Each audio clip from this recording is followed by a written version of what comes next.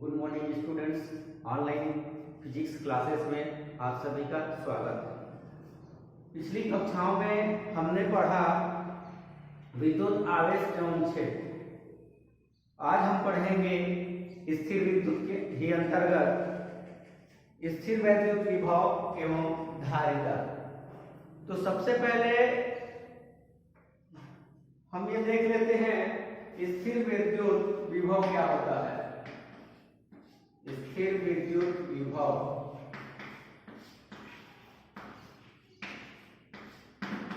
तो एकांक आवेश को, कोई भी एकांक आवेश है, धन आवेश हो या ऋण आवेश हो, तो एकांक आवेश को अनंत से विद्युत क्षेत्र के किसी बिंदु तक लाने में जितना कार्य करना पड़ता है उसे उस बिंदु पर क्या कहते हैं, विभव कहते हैं या स्थिर विद्युत विभव कहते हैं। तो एकांक धन आवेश मान लो एक अनंत पे प्लस Q0 आवेश रखा है, ठीक है, ये कहाँ रखा है, अनंत पे रखा है। तो ये एक विद्युत क्षेत्र है, ठीक है, यहाँ Q आवेश है, तो इस Q आवेश का प्रभाव कितने स्थान पर है इस गोले जितने क्षेत्र में, चारों तरफ। तो इस विद्युत क्षेत्र में अगर हम अनंत से इसके मान लो ये बिंदु A है, तो A तक इस एकांक परीक्षण आवेश को हम लाएं तो हमें जितना कार्य करना पड़ेगा उसी कार्य को कहते हैं क्या, विभव या स्थिर विद्युत विभव। तो किया गया कार्य जिसे दर्शाते हैं W से, अर्थात एकांक धन आवेश को अनंत से विद्युत क्षेत्र के किसी बिंदु तक लाने में जितना कार्य किया जाता है उसे उस बिंदु पर विभव कहते हैं। और विभव को किससे प्रदर्शित करते हैं, V से, कैपिटल V से प्रदर्शित करते हैं, ठीक है। विभव जो होता है एक अदिश राशि होता है। विभव कौन सी राशि होती है, अदिश राशि होती है। तो इसलिए विभव इज इक्वल टू कार्य बटा आवेश। तो विभव V is equal to W upon Q0 परीक्षण आवेश। ये होता है विभव का सूत्र, ठीक है, ये होता है विभव का फार्मूला। अब यदि इसको किसी अन्य रूप में देखें, अन्य रूप से तात्पर्य इसका एक और सूत्र निकालेंगे, तो देखो ये विद्युत क्षेत्र है, इससे बिंदु A पर अनंत से हमने Q0 आवेश को लाया, तो ये भी प्लस आवेश है, इसमें भी प्लस आवेश है। तो समान आवेशों में क्या होता है, प्रतिकर्षण होता है। तो हमने जब इसको विद्युत क्षेत्र के बिंदु A तक लाया तो हमें विद्युत क्या करता है, समान आवेश एक दूसरे को प्रतिकर्षित करते हैं, तो ये आवेश इसको प्रतिस्पर्शित कर देंगे। लेकिन हम इसको इसके विद्युत क्षेत्र के इसकी दिशा किधर होगी, ये बाहर की ओर होगी, इसकी दिशा किधर होगी, अंदर की ओर होगी। तो दोनों एक दूसरे के विपरीत ओर है, और जब लाएंगे तो हमको इस विद्युत बल के क्या करना पड़ेगा, या इस विद्युत क्षेत्र के या इस विद्युत बल के विपरीत कार्य करना पड़ेगा। इसलिए एक और फार्मूला हो जाता है V is equal to minus integration, कहां से, अनंत से कहां तक ला रहे हैं, बिंदु A तक ला रहे हैं, विद्युत क्षेत्र E डॉट dr, जहां क्या है, दूरी, dr वेक्टर क्या है, दूरी है। और ऋण क्यों लगा है, क्योंकि हमको विद्युत क्षेत्र के विपरीत दिशा में कार्य कर रहे हैं, या फिर विद्युत क्षेत्र और विभव एक दूसरे के विपरीत दिशा में है, ठीक है। तो ये एक दूसरा फार्मूला है विभव का, तो ये भी मालूम होना चाहिए सभी को, ठीक है। अब देखते हैं विभव का मात्रक।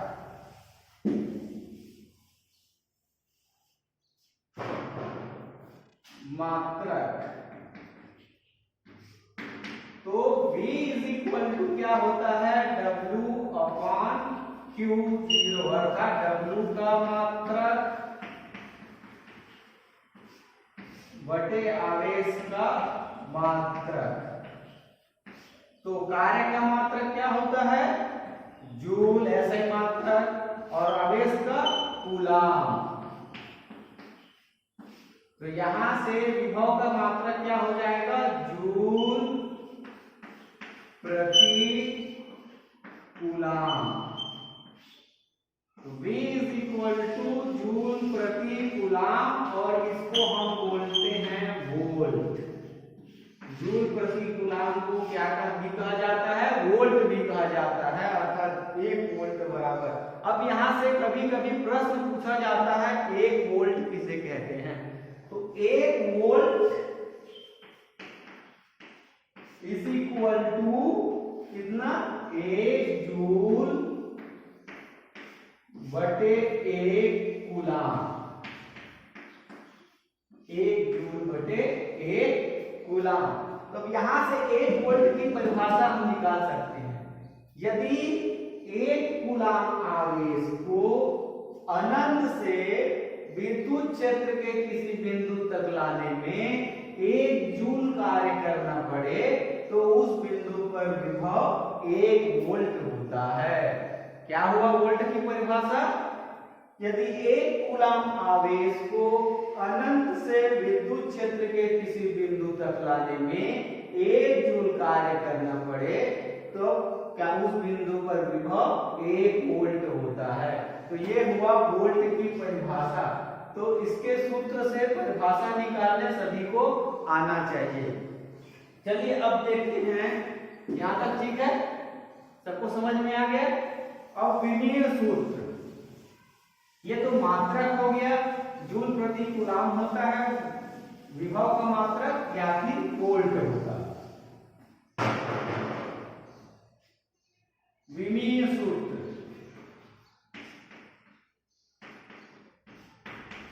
V is equal to W का विमीय सूत्र अपॉन Q0 का विमीय सूत्र। Q0 क्या है? आवेश है ना, तो यहां से W क्या है? कार्य है। कार्य का विमीय सूत्र mL2T-2। आवेश का विमीय सूत्र K और T। तो ये ऊपर चला जाएगा तो क्या हो जाएगा? mL2T, यहाँ धनात्मक है, अंश में जाएगा तो क्या ऋणात्मक हो जाएगा, तो जुड़ जाएगा, तो T-3 K-1। ये है विभव का विमीय सूत्र। और सभी को परिभाषा से विमीय सूत्र निकालने आना चाहिए।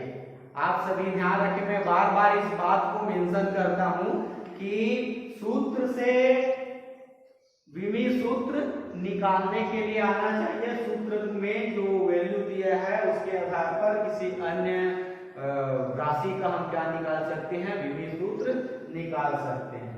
अब देखते हैं जो विभव होता है वो कितने प्रकार का होता है। तो विभव 2 प्रकार का होता है। विभव कितने प्रकार का होता है? 2 प्रकार का होता है। कौन सा? धनात्मक विभव और ऋणात्मक विभव। विभव कितने प्रकार का होता है? 2 प्रकार का होता है। कौन कौन सा?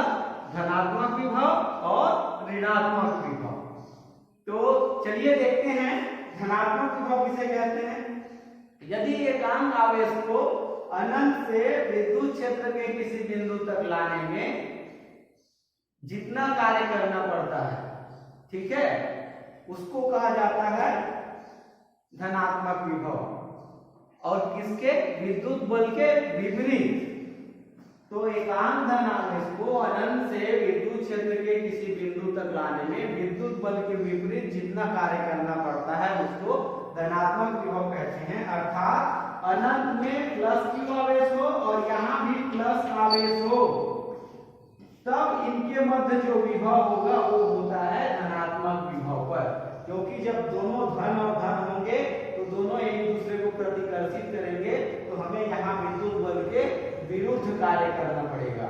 ठीक है, उसी प्रकार ऋणात्मक विभव, यदि एकांक धन आवेश को अनंत से एकांक आवेश को अनंत से या एकांक धन आवेश को अनंत से विद्युत क्षेत्र के किसी बिंदु तक लाने में विद्युत बल द्वारा कार्य किया जाए, अर्थात ये धन आवेश है तो यहाँ क्या हो, ऋण आवेश हो, तो ये स्वयं अनंत से लाएंगे तो विद्युत बल स्वयं उसे क्या करेगा, अपनी ओर आकर्षित करेगा, तो हमें हमारे द्वारा कार्य नहीं किया जाएगा, स्वयं विद्युत बल द्वारा कार्य किया जाएगा। और यह किसमें होता है, धन और ऋण आवेश में होता है। ठीक है, अनंत में अगर धन आवेश हो और विद्युत क्षेत्र क्या हो, ऋण आवेशित हो। तो ये हो गया विभव का प्रकार, धनात्मक विभव और ऋणात्मक विभव। एक बार फिर से देख लेते हैं, यदि एकांक धन आवेश को अनंत से विद्युत क्षेत्र के किसी बिंदु तक लाने में विद्युत बल के विपरीत कार्य करना पड़े तो उसे कहते हैं धनात्मक विभव, और एकांक धन आवेश को अनंत से विद्युत क्षेत्र के किसी बिंदु तक लाने में स्वयं विद्युत बल द्वारा कार्य किया जाए उसे कहते हैं ऋणात्मक विभव। ठीक है,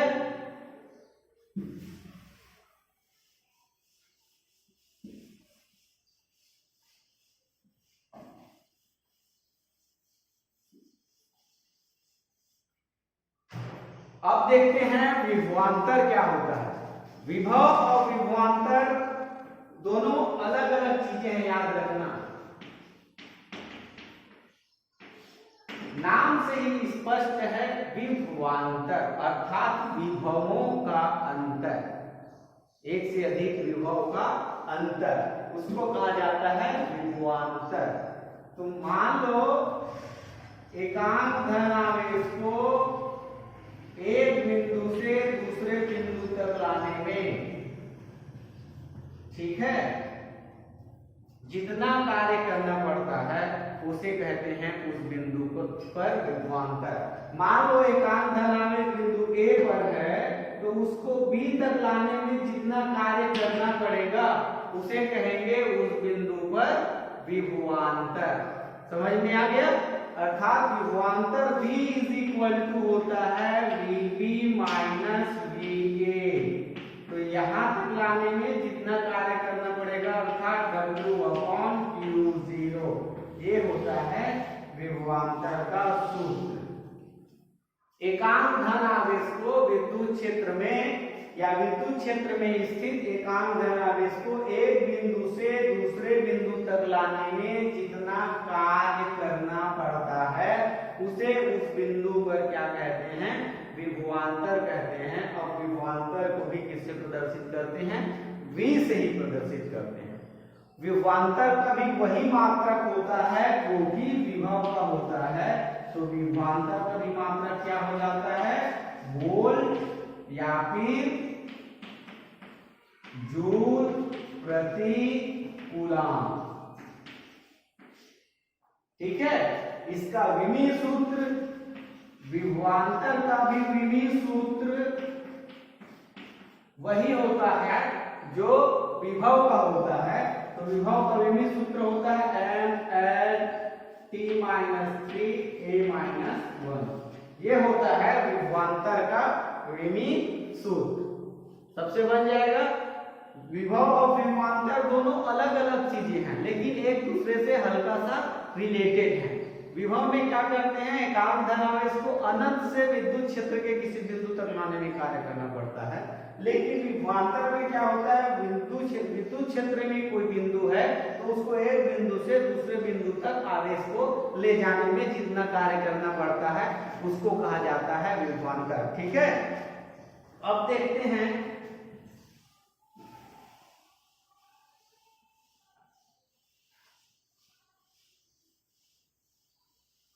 बिंदु आवेश के कारण किसी बिंदु पर विभव।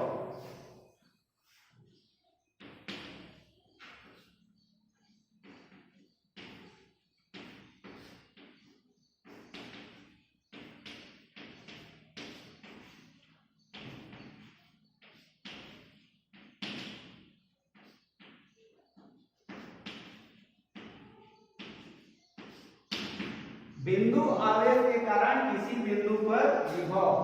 तो मान लो माना एक बिंदु O है,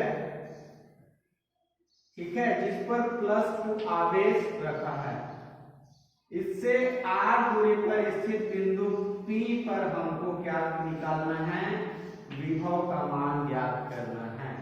तो माना बिंदु O पर +q आवेश स्थित है, इससे r दूरी पर स्थित बिंदु P पर विभव ज्ञात करना है, ठीक है। तो इसके अब मान लो O से इधर आगे गए, अब मान लो O से x दूरी पर एक बिंदु क्या है, A है, जिस पर परीक्षण आवेश q0 रखा है। O से कितनी दूरी पर, x दूरी पर एक बिंदु A है जिस पर परीक्षण आवेश q0 रखा है। इसलिए इस परीक्षण आवेश को अल्प दूरी dx अर्थात बिंदु B तक लाने में कितना कार्य करना पड़ता है उसको पहले निकालेंगे। तो इसलिए अतः बिंदु O से x दूरी पर स्थित परीक्षण आवेश पर परीक्षण आवेश q0 पर लगने वाला बल कूलाम के नियम से क्या हो जाएगा, F = 1/4 पाई एप्सिलॉन 0 इंटू Q एक आवेश है, दूसरा आवेश क्या है q0 अपान दूरी क्या है, r नहीं है ना, दूरी यहाँ पे क्या है x है। अब इसमें कंफ्यूज नहीं होना, r और P के बीच की दूरी है, लेकिन परीक्षण आवेश कहाँ ले रखा है, x दूरी पर, तो यहाँ क्या हो जाएगा x का स्क्वायर हो जाएगा। ये हो गया इक्वेशन नंबर फर्स्ट। अब चलते हैं, इस परीक्षण आवेश q0 को बिंदु P पर लाने में किया गया कार्य। अतः परीक्षण आवेश q0 को अल्प दूरी dx तक लाने में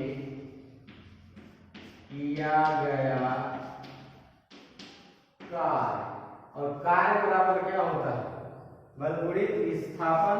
तो अल्प कार्य कर रहे हैं, अल्प दूरी तक लाएंगे तो कार्य भी कम करना पड़ेगा, तो dw क्या हो जाएगा f, ठीक है। तो यहाँ एक चीज करें, अल्प q0 को परीक्षण आवेश q0 को अल्प दूरी dx तक लाने में किया गया कार्य, और यह कार्य विद्युत बल के हमको विपरीत करना पड़ रहा है, इसलिए ऋणात्मक इंटू dx अल्प दूरी, ठीक है। ये अल्प दूरी है ना, बहुत कम दूरी पर हमने क्या किया, इसको खिसकाया, लेकिन यहाँ विद्युत बल है, सब विद्युत क्षेत्र है, तो उसके विपरीत कार्य करना पड़ेगा, इसलिए यह क्या हो गया ऋणात्मक। तो ये हो गया अल्प दूरी तक लाने में, इसलिए अनंत से विद्युत क्षेत्र, अनंत से विद्युत तक लाने में, तो परीक्षण आवेश q0 को अल्प दूरी dx तक लाने में किया गया ये कार्य -fx dx। माइनस हमने क्यों लगाया, क्योंकि हमको परीक्षण आवेश को लाने में विद्युत बल के विपरीत कार्य करना पड़ रहा है,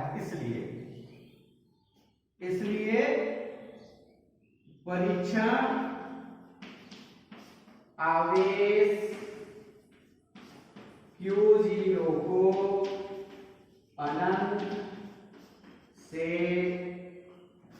कहां तक लाने पर, R दूरी तक, अर्थात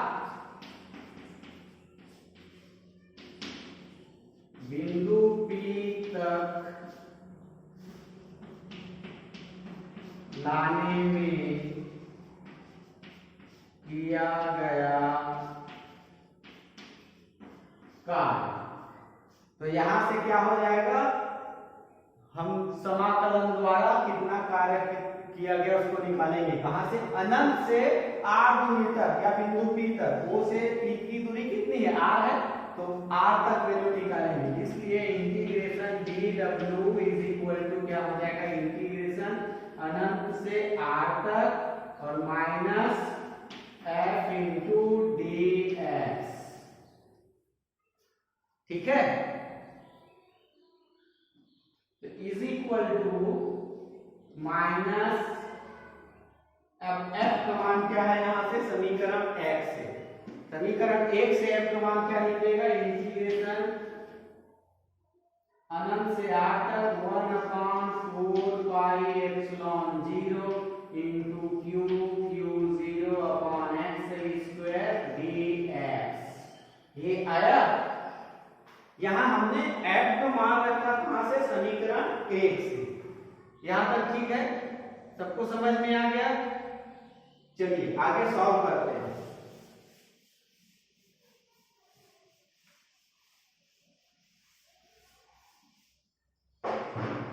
तो dw का इंटीग्रेशन हो गया, w is equal to minus, सब बाहर निकल जाएगा, 1/4 पाई एप्सिलॉन 0 q और q0 बचेगा क्या, 1/x का स्क्वायर dx।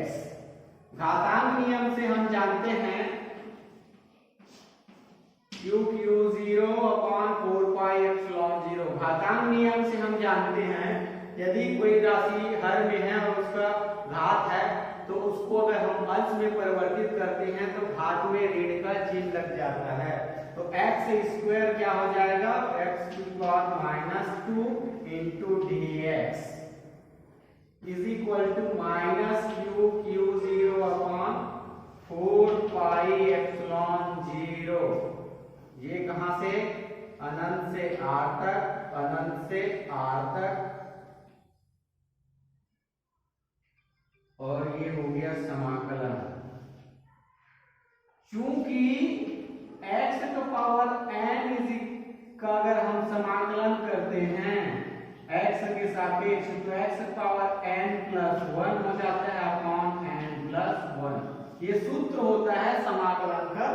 x का पावर n कोई संख्या है, अगर उसका हम समाकलन करें x की dx के सापेक्ष, तो x का power n plus 1 upon n plus 1 हो जाएगा। तो वहां से देखो x पावर -2, तो x का पावर n प्लस 1, n क्या है, -2 प्लस 1 अपॉन -2 प्लस 1 और अनंत से R तक।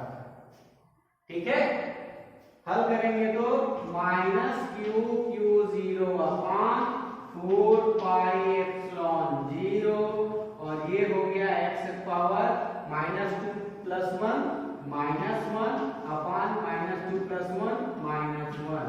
ये हो गया अनंत से R तक। यहां तक समझ में आ गया। चलिए आगे इसको सॉल्व करते हैं। अब ये घात में ऋणात्मक राशि है तो क्या हो जाएगा, अगर घात को अंश में को हर में परिवर्तित करेंगे तो क्या हो जाएगा, वो हर में चला जाएगा। तो is equal to w is equal to क्या हो जाएगा, -q0 अपॉन 4 पाई एप्सिलॉन 0 और ये -1 अपॉन x और अनंत से R तक, अनंत से R तक। तो उच्च सीमा माइनस निम्न सीमा, -q0 अपॉन 4 पाई एप्सिलॉन 0। उच्च सीमा -1 upon R minus plus 1 upon infinity. x जगह क्या आ जाएगा, आर आ जाएगा, और माइनस निम्न सीमा, तो माइनस और माइनस प्लस 1 अनंत, तो ये 0 हो गया। तो इधर क्या बचा, माइनस और माइनस प्लस 1/4 पाई epsilon 0 into Q, Q 0/r। ये हो गया किया गया कार्य, इक्वेशन नंबर 2, समीकरण नंबर 2। यदि परंतु विभव V होता है W/Q0, समीकरण नंबर 3। विभव का सब सूत्र सबको मालूम है, कार्य बटा आवेश होता है, तो V W/Q0। तो इस W का मान समीकरण 3 में रखने पर, यहां तक सबको समझ में आ गया। अगर किसी को कोई डाउट हो तो पूछ लेना।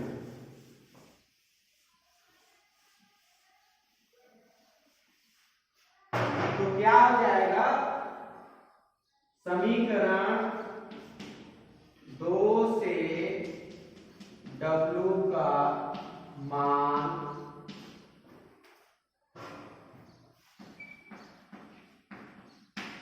रखने पर क्या हो जाएगा, V = 1/4 पाई एप्सिलॉन 0 Q, Q0/R, पूरे का बटा Q0, Q0 से Q0 कट गया, तो V = 1/4 पाई एप्सिलॉन 0 इंटू Q/R वोल्ट।